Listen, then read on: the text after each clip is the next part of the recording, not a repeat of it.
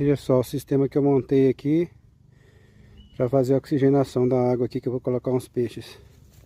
Uma placa solar de 350.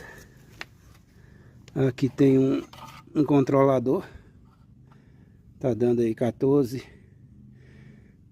volts mais ou menos. 14.4 agora, 14, Aí eu liguei ele aqui nessa bombinha aqui, ó. Uma bombinha de 12 volts. Eu comprei, paguei uns 30 reais nela só. Aí ela tem uma chavinha aqui, ó. Liga.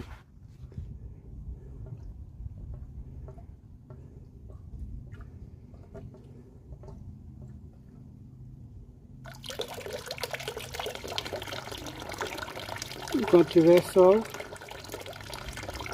tá caindo água aí, circulando a água.